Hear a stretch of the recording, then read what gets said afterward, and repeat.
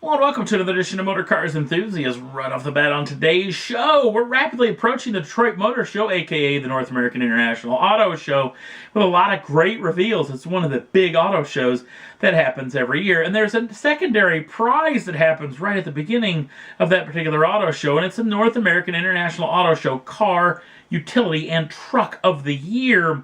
And let's go down the nominations for this particular, the top threes in each category of who could be the big winner coming out of the Detroit Auto Show. We'll start with the automobile class, which comes up with a couple of heavy hitters inside of the lineup and somewhat of an up-and-comer. One of the heavy hitters comes from Honda. The brand new Honda Accord's been with us for a little around a year, and it has been a piece that Honda is their mainstream rival up against a lot of machines inside of the category, one of their best-selling automobiles, and it's got all the stuff that Honda has learned over the years of building these machines. Their crosstown rival is one of the machines that is going to be involved in this deal. It's the brand new Toyota Camry. Now, the Honda Accord and the Camry have kind of been somewhat of the same. A little bit milquetoast, a little bit middle of the road, as it were, as kind of a somewhat of a kind of normal, everyday automobile. But this new Camry, I have to say, is one of the most beautiful machines, especially if you get to see one of these in the flesh. It looks fantastic for a four-door sedan. But my pick for the North American International Car of the Year is Kia's brand new Stinger. Yes, Kia trying to hit above their weight limit, going after the massive performance four-door saloon class, and they've done it in a big way with the brand new Stinger. It's my pick, even though I don't really have a vote on this deal. It's just the vehicle that I'm hoping actually wins because, let's face it, I'm a performance guy. If you watch this show, you know I'm a performance guy. So this was the obvious choice for that particular class. We'll have to wait and see what comes up in Detroit. Let's switch over to the utility class. One of the vehicles going to be in that particular category is Honda's brand new Odyssey. Now, I haven't had much seat time in an Odyssey, but I have to say that SUVs and everything are the big rage. But these minivans are still a very good option. They have that bad stigma about them. But boy, as far as hauling around people and gear, these things are hard to beat. They get great fuel economy. They're easy to drive, easy to maneuver. They do everything right, even though they have kind of that little stigma about them. If you want to jump up in luxury as far as this category is concerned, Volvo has got another vehicle in this fight in the utility of the year. And it comes in their XC60. This is one vehicle that is totally polar opposite, at least in my mind, than the Odyssey. This is a vehicle that definitely that goes a little above and beyond. If you're going to pull up to, for the lack of a better term, a soccer mom vehicle, which is a little sexist and a little terrible to even think of. But, boy, if you pulled up in one of these and everybody else pulled up in those Odysseys, everybody knows who the king of that lineup is. And then the vehicle that is my pick for the North American International Auto Show, Utility of the Year, it's Alfa Romeo's brand new Stelvio. I mean, come on, let's face it. As far as performance is concerned, in Quadrifoglio trim, the quickest SUV around the Nordschleife circuit of the Nürburgring. So this is definitely easily my pick for this particular go-round. Now let's switch on over to the truck side of things. We got a couple of vehicles that are somewhat of kissing cousins, and a vehicle that's quite a bit different than the other two. The first one comes from the folks over at Ford.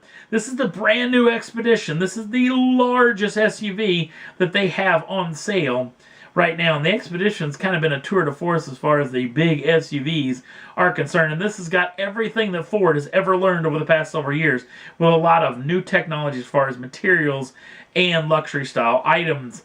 But even stepping that up a notch as far as luxury is concerned is its little kissing cousin. It's the Lincoln Navigator.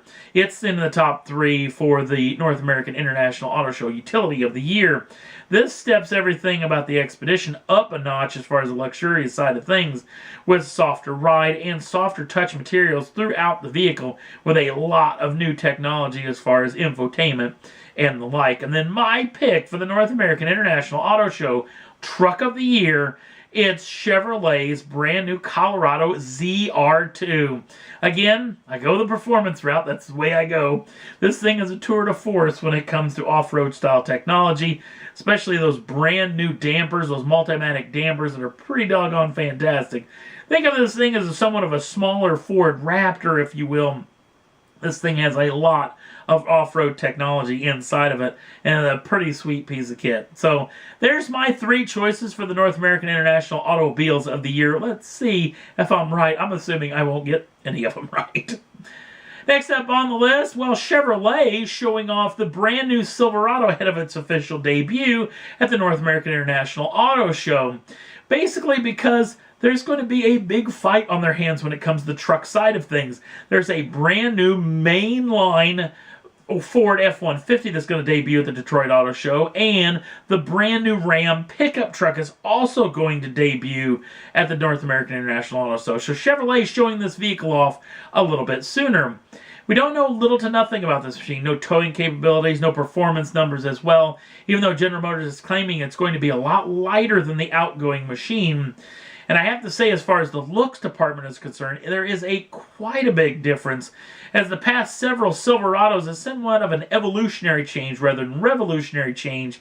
This one is definitely revolutionary. There's only a handful of little spots on this truck that really looks like a Chevrolet Silverado.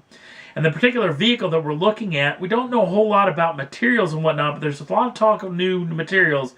Maybe some aluminum. There were some rumors that maybe the entire interior of the bed itself was going to be in carbon fiber. Again, those things we're going to have to wait and see. The vehicle itself has actually been shown off in a new lineup, which is called Trail Boss. It's going to be a new sub-brand inside of the Silverado lineup. Basically, this takes everything that you know and love with the Z71 package, but also adds a 2-inch lift kit on the vehicle, along with brand new wheels and brand new performance off-road tires on all 4 corners. This vehicle will make its official debut at the Detroit Motor Show. We'll know a whole lot more come then. Another couple of vehicles that debuted over this year is the brand new top of the tree when it comes to track performance for the folks over at Subaru, when they're showing off the brand new Subaru WRX STI Type RA along with the brand new Subaru BRZ TS. They released official pricing, they being Subaru, on these 2 machines over the past several days. And if you want 4 doors and all-wheel drive, you obviously want the WRX STI Type RA. That'll have a starting price of $49,855 US dollars. Now, if you want to go with 2-wheel drive and 2 less doors, obviously your choice is the brand new BRZ TS. That has a starting price of $34,355 US dollars. Both of these vehicles will be going on sale in about the mid part of 2018 at your local Subaru dealership. And last up on the list has been somewhat of a breakthrough, according to the folks over at the University of Waterloo, on lithium-ion battery technology. And if this deal ends up being true, this is a real game changer inside of the industry. Basically, it revolves around the platelets and the coatings around the platelets, that they have come up with a way, fingers crossed, that may kill off range anxiety forever, because there's talk that these new lithium-ion batteries that they may have, or the technology to actually build them, could triple the actual range of one of these machines. And we take a look at the Nissan Leaf, which has one of the worst ranges of any modern-day EV in bulk sale here in the U.S. or anywhere around the world. You triple the range of the Leaf would be a huge deal. You triple the range of some of those cars, they're going to have over 300, and this thing is amazing.